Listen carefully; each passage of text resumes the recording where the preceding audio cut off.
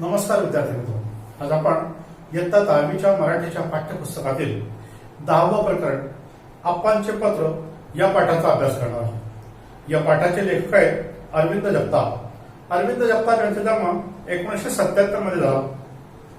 सुरुवातीला आपण लेखकांचा परिचय बघूया। प्रसिद्ध कवी, गीतकार आणि पटकथा लेखक, सिनेमा, कला, साहित्य आणि दूरदर्शन या क्षेत्रासाठीचे त्यांचे लेखन प्रसिद्ध आहे। तसेच त्यांची हृदयस्पर्शी लेखनशैली प्रसिद्ध आहे। विविध सामाजिक व संवेदनशील विषयांवर लेखन करून जनतेमध्ये जागरूकता निर्माण करण्याचा प्रयत्न ते लेखनाच्या माध्यमातून करत आहेत। मराठी, हिंदी चित्रपट, मालिका यासाठीही त्यांनी लेखन केलं आहे। मराठीतील चला हवा येऊ द्या या लोकप्रिय मालिकेतील पोस्टमन काकाच्या पत्रांच्या माध्यमातून त्यांचे लेखन सर्व महाराष्ट्रातील जनतेपर्यंत पोहोचले आहे। त्यांचे पत्रास्तारणिकी हे पुस्तक नुकतेच प्रकाशित झाले आहे। विविध वृत्तपत्रे व नियतकालिके यातूनही त्यांचे लेखन प्रसिद्ध आहे। त्यांच्या सर्वोत्कृष्ट गीतांसाठी राज्य शासनाच्या सन 2012चा पुरस्कार, सह्याद्री सन्मान पुरस्कार, व्ही शांताराम पुरस्कार इत्यादी पुरस्कारांनी त्यांना सन्मानित करण्यात आले आहे। भ्रमणध्वनी म्हणजे मोबाईल व एसएमएसच्या दुनियेत हरवत चाललेला जिव्हाळ्याचा विषय म्हणजे पत्ररूप संवाद। प्रस्तुत पाठातील पत्राद्वारे पुन्हा एकदा पत्ररूप संवादाचे वेगळेपण तुमच्या लक्षात यावे हा या पाठामागील उद्देश आहे। प्रस्तुत पाठातून म्हणजेच पत्रातून शाळेतील शिपाई काका तुमच्याशी मनमोकळे हितगुज करत आहेत। मित्रांनो, शालेय वातावरणात तुम्ही अनेक वर्ष राहत आहात। शाळेतील सर्व वस्तू, व्यक्ती तुमच्या आवडीच्या असतात। शाळेतील शिपाई काका हे देखील तुमच्यासाठी अत्यंत आवडीचे आणि जिव्हाळ्याचे असतात। कोणतेही काम श्रेष्ठ कनिष्ठ नसून कामाचा दर्जा हा आपल्या प्रामाणिकपणेवर अवलंबून असतो। म्हणूनच मोठे व्हा, मिळालेले काम मनापासून आवडीने करा, कामामध्ये यश मिळवण्यासाठी मनापासून कष्ट करा, यश तुम्हाला हमखास मिळेल अशा संवेदनपर शुभेच्छा पत्रांच्या रूपाने ते तुम्हा सर्वांना देत आहे। विद्यार्थी मित्रांनो, पूर्वीच्या काळी नातेवाईक एकमेकांना पत्राच्या माध्यमातून, एकमेकांना न भेटता पत्राच्या माध्यमातून भेटत होते। परंतु आतापासून 15 ते 20 वर्षापूर्वीपासून मोबाईल हा माणसाच्या जीवनामध्ये आला आणि मोबाईल माणसाच्या जीवनामध्ये आल्यापासून माणसाने एकमेकांना पत्र पाठवणे, नातेवाईकांनी एकमेकांना पत्र पाठवणे हे कमी केलं आणि पत्राची जागा आता मोबाईलने घेतली आहे। मोबाईलमध्ये सहजपणे आपण एका सेकंदात, एका मिनिटात आपल्या नातेवाईकांशी बोलू शकतो।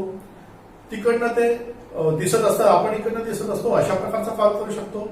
त्यानंतर एका सेकंदामध्ये आपल्याला काय म्हणायचं आहे आणि त्यांना काय ऐकायचं आहे, त्यांना काय म्हणायचं आहे आणि आपल्याला काय ऐकायचं आहे हे एसएमएसच्या माध्यमातून सर्व प्रकारची गोष्ट आपण त्यांना सांगू शकतो। त्यामुळे पत्राचं महत्व दिवसेंदिवस कमी होत चाललं आहे। परंतु पूर्वीच्या काळी पत्राची, पोस्टमनची लोक वाट बघायचे आणि पोस्टमन आला की आमचं पत्र आलं असेल, पोस्टमन आला की आमच्या नातेवाईकांनी आमची आठवण केली असेल, अशा प्रकारची एक भावना आमच्या मनामध्ये निर्माण व्हायची। परंतु पत्र हे काळाच्या ओघात मागे पडले आणि पत्राची जागा मोबाईलने घेतल्यामुळे ते एसएमएसच्या माध्यमातून आम्ही सगळ्या गोष्टी त्यांना सहजपणे कळू लागलो। परंतु पत्राद्वारे जेव्हा आपण एकमेकांची चौकशी करायचो त्यामध्ये वेगळ्या प्रकारचा जिव्हाळा असायचा। पत्रामध्ये एक प्रकारची जेव्हा आम्ही चौकशी करायचो त्यामध्ये एक प्रकारची वेगळी आपुलकी असायची। सगळ्या प्रकारची आपुलकी मागे पडली आणि आता एक यांत्रिक रूप या एसएमएसच्या माध्यमातून आमच्या जीवनाला आलेलं आहे। हे या ठिकाणी आम्हाला लेखक लक्षात आणून देण्याचा प्रयत्न करत आहे। त्यामुळे एसएमएसच्या नादी न लागता आम्ही पत्र लिहिलं पाहिजे। पत्राच्या माध्यमातून आम्ही एकमेकांची चौकशी केली पाहिजे। पत्र जेव्हा एकमेकांना आम्ही पाठवतो तेव्हा पत्राच्या माध्यमातून आमची अर्धी भेट होत असते। या गोष्टी या ठिकाणी सांगण्याचा प्रयत्न सुद्धा लेखक आम्हाला करत आहेत। बघूया पाठामध्ये आपले शिपाई काका आपल्या विद्यार्थ्यांशी पत्राच्या माध्यमातून कशा पद्धतीने हितगुज करत आहेत। शिपाई काका म्हणतात, प्रिय विद्यार्थी मित्रांनो, तुमच्याशी खूप वर्षापासून बोलायचं होतं पण राहून जायचं। घाबरू नका, मी कोणी उद्देश करणारा माणूस नाही। बघा, शिपाई काका विद्यार्थ्यांना म्हणतात की आपण शाळेमध्ये जात असतो, शाळेमध्ये आपण अभ्यासाच्या व्यतिरिक्त इतर गोष्टी करायला आपल्याला वेळच नसतो। आपण मित्रमैत्रिणींशी बोलतो, शिक्षकांशी बोलतो, तेही आपण अभ्यासाच्या बाबतीत बोलतो। परंतु शिक्षक, मित्रमैत्रीण यांच्या व्यतिरिक्त सुद्धा अजूनही काही लोक त्या ठिकाणी असतात. उदाहरणार्थ शिपाई काका असतात. शिपाई काकांना सुद्धा असं वाटतं की आपण विद्यार्थ्यांशी कधीतरी हितगुज केलं पाहिजे, काहीतरी बोललं पाहिजे. तर त्यामुळे या पाठातले शिपाई काका म्हणतात की मला खूप दिवसापासून तुमच्याशी बोलायचं होतं, परंतु वरून असंही म्हणतात की घालू नका, मी काही तुम्हाला कोणी उपदेश करणारा म्हणजे सूचना करणारा.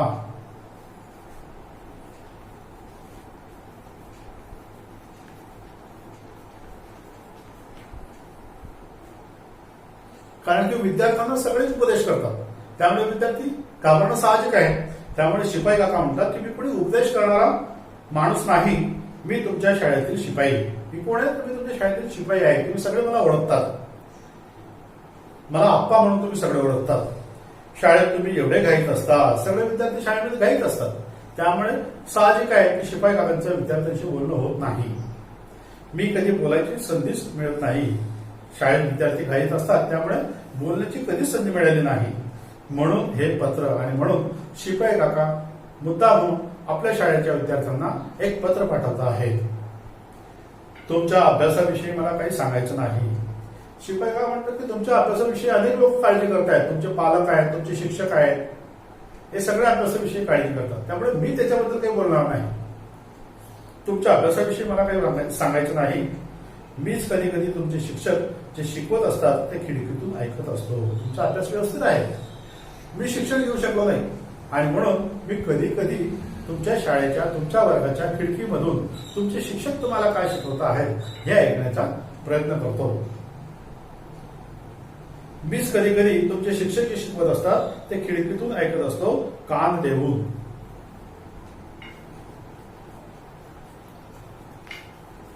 कान देऊन ऐकणे म्हणजे लक्ष देऊन ऐकणे. आता शिपाई काका लक्ष देऊन शिक्षक विद्यार्थ्यांना काय शिकवतात हे ऐकण्याचा का प्रयत्न करत असतील, तर तेही त्यांनी सांगितलं आहे. घरची परिस्थिती नव्हती पूर्ण वेळ शाळेत बसून राहण्यासारखी. शिपाई काका बिचारे गरीब घरातले असावे आणि घरातली आर्थिक परिस्थिती अशी नव्हती की शिपाई काका हे दिवसभर वर्गामध्ये बसून शिक्षक काय शिकवतायत हे ऐकतील, तर त्यांना कदाचित कामावर जावं लागत असेल, घरामध्ये 4 पैसे कमवून आणावे लागत असतील, घराच्या चालवण्यामध्ये त्यांना हातभार लावावा लागत असेल आणि म्हणून ते पूर्ण शाळा शिकू शकले नाही, पूर्ण वेळ वर्गात बसू शकले नाही. रोज नवीन नवीन गोष्टी कानावर पडतात म्हणजे ऐकायला येतात. खरं सांगू का, मला अधूनमधून शाळेत येणारे तुमचे पालकच जास्त चिंतित दिसतात. विद्यार्थी मित्रांनो, की हे विद्यार्थी ज्या शाळेत येतात, शाळेमध्ये विद्यार्थी येतात, ते शिक्षण घेतात, पण ते विद्यार्थ्यांपेक्षा त्यांचे पालक जास्त चिंतित. त्याच्यामुळे म्हटलं आहे की विद्यार्थ्याने काय घडावं हे पालकांनी ठरवलेलं असतं. आणि माझा मुलगा याने एवढे मार्क आणले पाहिजे, याने एवढं शिकलं पाहिजे, अशा प्रकारची धडपड पालकांची असते. आणि त्यामुळे विद्यार्थ्याने एखाद्या विषयामध्ये मागे पडू नये. जर तो एखाद्या विषयामध्ये मागे पडत असेल, जर तो वर्गामध्ये मस्ती करत असेल, तर विद्यार्थ्यापेक्षा, शिक्षकापेक्षा पालक जास्त चिंतित असतात. आणि म्हणून पालक अधूनमधून शाळेमध्ये विद्यार्थ्यांची प्रगती तपासून बघण्यासाठी येत असतात, शिक्षकांशी भेटत असतात, मुख्याध्यापकांना, प्राचार्यांना भेटत असतात आणि आमचा मुलगा, आमचा विद्यार्थी नेमकं शाळेमध्ये काय करतो आहे हे ते जाणून घेण्याचा प्रयत्न करतात. विद्यार्थी हुशार असेल तर मुख्याध्यापक किंवा प्राचार्य किंवा शिक्षक त्यांना तसं सांगतात. विद्यार्थी जर मस्ती करत असेल, अभ्यास करत असेल, गृहपाठ अपूर्ण ठेवत असेल, तर तशा प्रकारचं उत्तर पालकांना दिलं जातं आणि हे उत्तर ऐकून पालकांच्या चेहऱ्यावर मात्र चिंता निर्माण होते. आणि त्यामुळे शिपाई काका म्हणतात की मला तुमच्यापेक्षा तुमचे पालक जास्त चिंतित दिसतात. यानंतर शिपाई काका विद्यार्थ्यांना काय म्हणतात, तुम्ही जास्त सुदैवी आहात.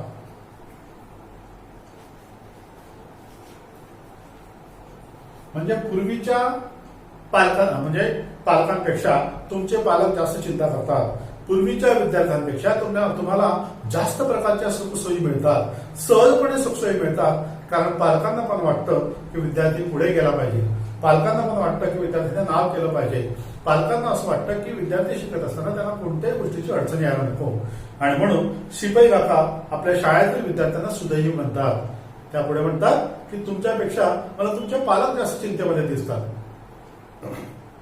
पण तुम्ही उगीच चिंता करू नका. चिंतेने फक्त कपाळावरच्या आढ्या वाढतात. कपाळावरच्या आढ्या वाढणे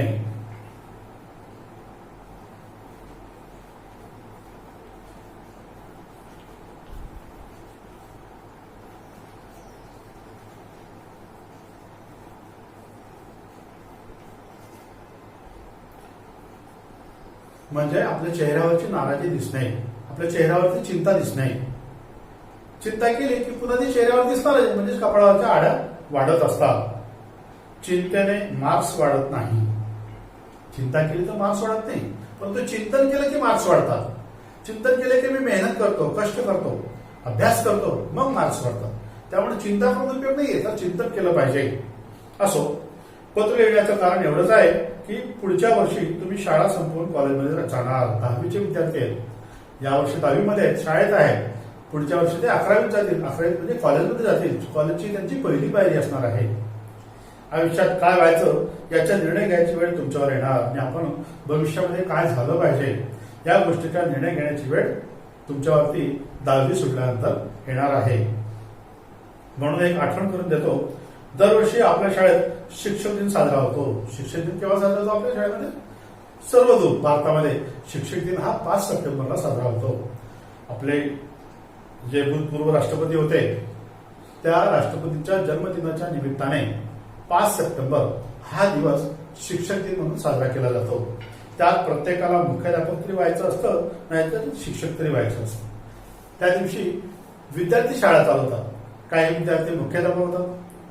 जो सगळ्यात जास्त मार्क्स मिळवतो, मागच्या वर्षी 8वीमध्ये जास्तीत जास्त मार्क्स मिळवून किंवा 9वीमध्ये जास्तीत जास्त मार्क्स मिळवून जो 10वीत गेला होता त्याला मुख्याध्यापक येतात. त्यानंतर दुसऱ्या नंबरवर जो आला असेल त्याला पर्यवेक्षक होता येतो. त्यानंतरचे जे असतात ते विविध प्रकारचे विषय निवडतात. आपल्या आवडीचे विषय वर्गामध्ये जाऊन शिकवत असतात. काही काही मुलं क्लार्क होतात, काही काही मुलं शिपाई होतात. इथे शिपाई काका असं म्हणतात की त्यात प्रत्येकाला मुख्याध्यापक तरी व्हायचं असतं, नाहीतर शिक्षक तरी व्हायचं असतं. पण शिपाई व्हायची इच्छा फार कमी मुलांची असते. मला शिपाई व्हायचं आहे असं सहजासहजी कोणी म्हणत नाही, कारण की शिपाई होणं म्हणजे एक कनिष्ठ दर्जाचं काम आहे असं आपल्याला वाटत असतं.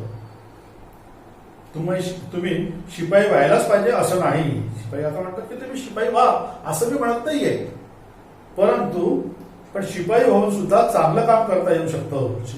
शिपाईला म्हणतात की तुम्ही शिपाई झाला पाहिजे असं मला म्हणायचं नाहीये. तुमची इच्छा जर मुख्याध्यापक पाहिजे असेल तर नक्कीच व्हा. तुमची इच्छा जर शिक्षक पाहिजे तर नक्कीच व्हा. परंतु शिपाई होऊन सुद्धा आपण चांगलं काम समाजासाठी, देशासाठी, राष्ट्रासाठी करू शकतो. आपल्या मनाला समाधान मिळेल अशा प्रकारचं काम आम्ही शिपाई होऊन सुद्धा करू शकतो. आपण कौतुकास पात्र होऊ शकतो. या गोष्टीवर तुमचा विश्वास नाही का? मला एकच गोष्ट माहीत आहे, कोणतंही काम केलं तरी ते असं करायचे की लोकांनी नाव घेतलं पाहिजे. आपण कोणतंही काम करा समाजामध्ये, परंतु काम असं मन लावून करा की समाज आपलं नाव घेईल. काय उत्कृष्ट, काय चांगल्या प्रकारचं काम केलं, काय चांगली मुलं आहेत, काय सुंदर मुलं आहेत असं समाजाने म्हटलं पाहिजे. आम्ही शाळेचं नाव कमवलं पाहिजे, आम्ही पालकांचं नाव कमवलं पाहिजे, आम्ही शाळेचं नाव काढलं पाहिजे, पालकांचं नाव काढलं पाहिजे. काम छोटं नसतं. त्यासाठी उदाहरण देतात लेखक. आता चार्जरच बघा, चार्जर नसला तर मोबाईलचा काही उपयोग आहे का? बघा, आपण एकदा जर चार्जरच्या माध्यमातून मोबाईलची बॅटरी फुल करून घेतली, 100% बॅटरी चार्जिंग, आणि त्याला काढून घेतलं, मोबाईल काढला, दिवसभर वापरला. परंतु संध्याकाळी जेव्हा पुन्हा एकदा त्या मोबाईलची बॅटरी पूर्णपणे संपलेली असेल तेव्हा पुन्हा एकदा चार्जर त्याला लागेल. जर चार्जर नसेल मोबाईलला काही उपयोग नाही, मोबाईल स्विच ऑफ होणार. त्यामुळे जो क्षुल्लक वाटणारा, छोटासा वाटणारा चार्जर आहे तो सुद्धा आपण जे एवढे दिवसभर उठाठेवी केला, कम्युनिकेशन केलं, आदान प्रदान केलं, फोनवर बोललो, मेसेज पाठवले, हे सगळं कोणामुळे शक्य होत होतं? तर ते चार्जरमुळे शक्य होतं. त्यामुळे चार्जर काही क्षुल्लक नाहीये. त्यामुळे आम्ही चार्जरला पण महत्व दिलं पाहिजे. डॉक्टर एवढी, नर्स पण महत्वाची असते. आपण दवाखान्यात जातो, दवाखान्यामध्ये जर आम्हाला काही जखम झाली असेल तर पुसण्यासाठी, त्याच्यावर मलम लावण्यासाठी, त्याच्यावर पट्टी बांधण्यासाठी नर्स आवश्यक असते. डॉक्टर सगळं करेल का? डॉक्टर इंजेक्शन देईल, डॉक्टर ती जखम पुसेल, डॉक्टर त्या ठिकाणी पट्टी बांधेल, डॉक्टर टेबल पुसून काढेल, स्वतः जाऊन पाणी पिईल, असं होऊ शकतं का? नाही. दवाखान्यामध्ये जेवढा डॉक्टर महत्वाचा आहे त्या पेशंटच्या, त्या आजारी माणसाच्या काळजी घेण्यासाठी, तेवढंच नर्स सुद्धा आहे. किंबहुना नर्स ही डॉक्टरपेक्षा कधी कधी जास्त काळजी घेते. नर्सच्या वागण्यामुळे कधी कधी किंवा कंपाऊंडरच्या वागण्यामुळे कधी कधी तो पेशंट, तो आजारी माणूस लवकर बरा होतो. त्यामुळे डॉक्टर जेवढा महत्वाचा आहे तेवढंच नर्स सुद्धा महत्वाची आहे. तुम्ही बघा, क्रिकेटचे कॅप्टन विराट कोहली असो किंवा धोनी, आपण क्रिकेटचे उदाहरण घेऊ कारण की मुलांना क्रिकेट खूप आवडतं. क्रिकेटमध्ये एक कॅप्टन असतो. त्या कॅप्टन म्हणजे आपला विराट कोहली असो की धोनी असो, काही फरक पडत नाही. त्याला मैदानावरच्या खेळपट्टीची काळजी घेण्याचं महत्व जास्त असतं. मैदानावरती कशा प्रकारची खेळपट्टी आहे, खेळपट्टी जर जास्त कडक असेल तर चेंडू जास्त उसळी मारतो. खेळपट्टी ही अनुकूल असेल तर जास्त रन काढता येतात. आणि म्हणून खेळपट्टी कशा पद्धतीने मेहनत घेऊन तयार केलेली आहे ते सुद्धा महत्वाचं असतं.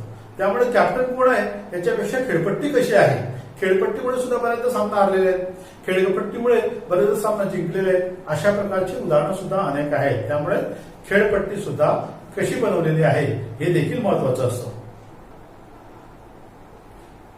कारण सामन्याचा निर्णय ठरवण्याचं खेळपट्टीचा खूप मोठा वाटा असतो. समुद्रकिनारी वाळू शिल्प बनवणारे ओरिसाचे सुदर्शन पटनायक संपूर्ण देशात प्रसिद्ध आहे.